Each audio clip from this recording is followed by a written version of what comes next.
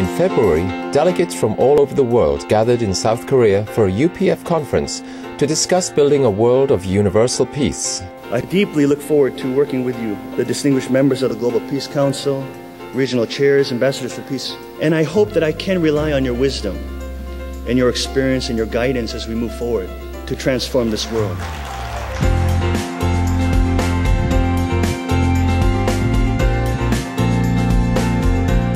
We really need a spiritual transformation. For democracy is meaningless unless it is grounded on moral values. Political leadership is meaningless unless it is accompanied by moral and spiritual leadership.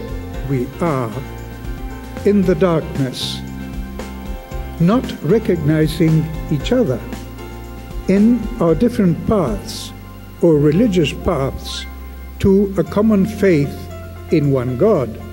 It is more difficult to organize peace than to win a war. But the fruits of victory will be soon lost if the peace is not well organized.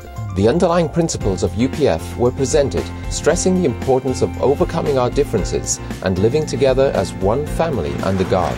세계적인 평화 운동을 전개하시는 문선명 총재께서 보시는 시각은 평화는 인류의 보편적 가치이고 The foundation to create a world of peace is the heart to talk about love, to go over and get beyond this nonsense of religious bigotry. The only way we'll have peace in this world is to, number one, find what we have in common and celebrate that. Minor differences like religions, races, or colors should not matter. When we go home, we should ask our ministers to insist that the United Nations should now create a unit within the United Nations system to create the Interfaith Council, because the Interfaith Council is an idea whose time has come. Talking of God within such large organisms as the UN has often been negative, but I think we need to change that. We must return to the belief on which the United Nations was founded, and that is that all conflicts should be settled through peaceful means and through the various multilateral organizations. Any organization who is working and promoting peace is doing the work of United Nations. We have to open our door, and now UN is saying UN is you. It's everybody. This was underscored by a visit to a new interreligious temple founded in the center of Seoul. In this temple, you will have, in a very real way, people from different faiths peacefully coexisting. For me, that creates the sacred space. All these religions have their own discriminations, but we have been made to live as a family.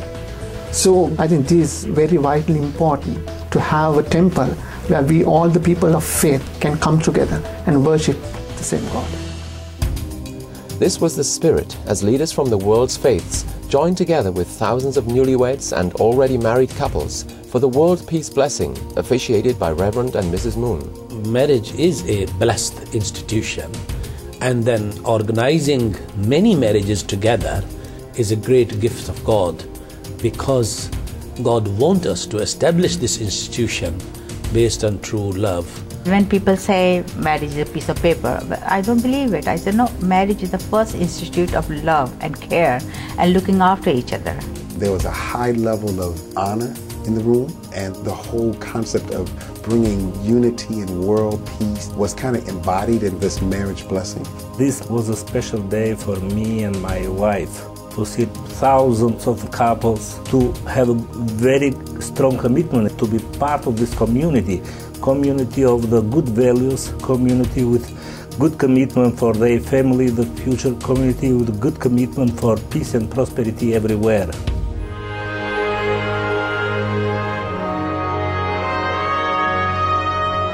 He has taught us that the divinity of God is true love, and that true love is a love that is a parental love, that is so profound and heroic. And this is the type of true love that they ask us to inherit. I've appealed to ambassadors of peace not to stay in a shell. We've got to prevail upon people to translate that philosophy of UPF into reality if we're serious about a world of peace.